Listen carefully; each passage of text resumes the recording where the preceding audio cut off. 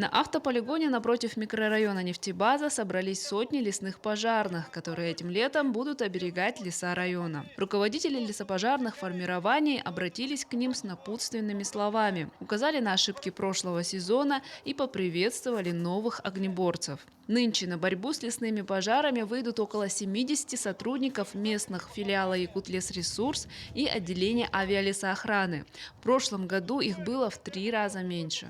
Плюс, если сил и средств недостаточно будет, по плану тушения лесного пожара будут мобилизация из числа мест муниципального образования. Их около более 220 человек. В Покровском авиаотделении нынче в связи с увеличением штата к пожароопасному сезону начали готовиться раньше, с 28 февраля. Вот и два основных пункта, которые мы делаем ежегодно.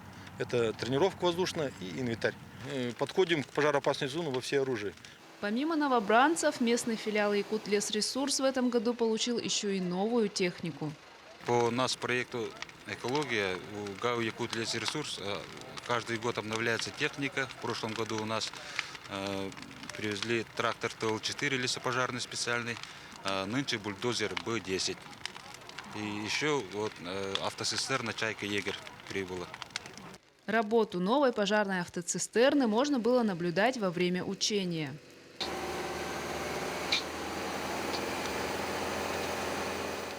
По изначальному плану сотрудники Якутлесресурса должны были также показательно проложить минерализованную полосу. Но из-за мерзлой земли пришлось отказаться от этой идеи. Землю все еще покрывает снег. Как только он сойдет полностью, будет объявлено о старте пожароопасного сезона. Ориентировочно где-то 10-15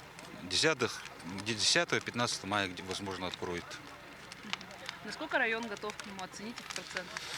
Район готов на 100%. Все муниципальные образования, согласно МОП-плана, все инвентари, мобилизационные планы готовы. Лесопожарные формирования тоже все на 100% готовы. Виолетта Засимова, Федор Тарасов, Хангаласский улус.